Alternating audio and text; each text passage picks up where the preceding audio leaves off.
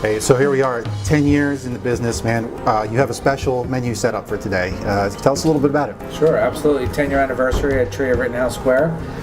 We're offering 4 wines today. They're all 10 years old for $10. We're also doing a 10-year cheddar and a special Method Champenoise beer.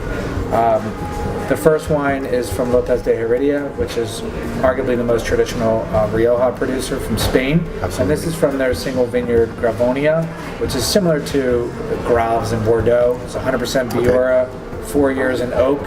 Beautiful wine. We also have some Sagrantino di Montefalco from Umbria, and this is kind of one of the sleeper Central Italian reds. A real powerhouse, needs time, lots of tannins, and a rare grape that you only see mainly in Umbria.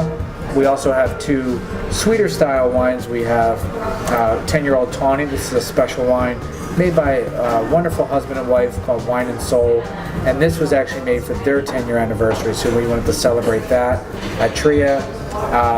And we also have Justino Madeira. It's a 10-year-old Boal, and Madeira is my favorite wine, so I had to have Madeira. Justino was actually the first Madeira that I ever had over 20 years ago, so I wanted to celebrate that. And these wines are all kind of appropriate with our special 10-year-old cheddar today as well.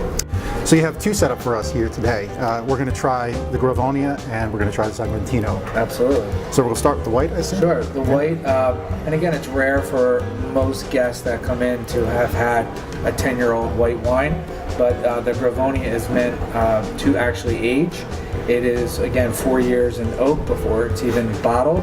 This is a beautiful kind of golden color, a little bit oxidized. And this is made with 100% of a grape that most people aren't familiar with, which is Viura. Viura, yeah. They also call that Macabeo in France. They call it Macabeo. This is indigenous mainly to Rioja. Okay. On the nose, it's sort of a combination of a Fino sherry meeting a white Burgundy, which I love. It's salty and minerally, yet it evolves as you open into something a little bit more exotic. You get more ripe fruit. We've had it sitting here on the table for about 10 minutes now at this point, and it's changed a lot since that time.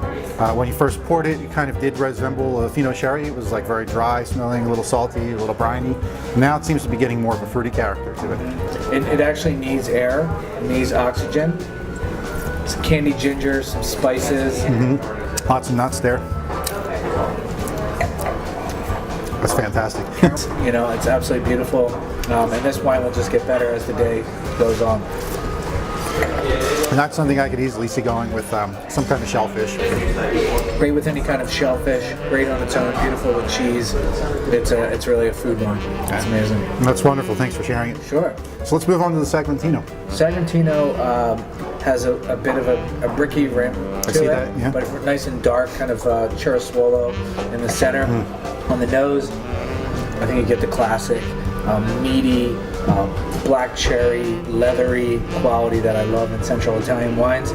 Sagrantino is it's a grape that has more tannins naturally than Sangiovese. So this would make a good wine to have with either like a steak or some charcuterie. Charcuterie, a meat plate, and some hard, crunchy Italian cheese. There's nothing better. Ooh. Wow, and 10 years in, it's still got some massive tannins to it too. Wow. It definitely needs a little bit of protein or something to help break that down a little bit. But man, that could probably last another 10 years, don't Absolutely. you think? Yeah, we've been holding on to this wine all year for this day, so it's great to be able to finally crack open the bottles. Well, both fantastic, contrasting examples of wines, and a good example of what Tria does well is that let's bring rare, interesting wines into places like Philadelphia and make them accessible for people who really don't know much about wine. Absolutely, and for us, we say it's not just about the product, it's about the people behind the product and the place that product is made. And that's the same thing I try to teach people with wine living as well, too. It's a total package. It's about people, it's about culture, it's about lifestyle, and it's all condensed into a moment of enjoyment. A French winemaker said to me once, wine is the only time machine that works. So here's the 10 years. Cheers.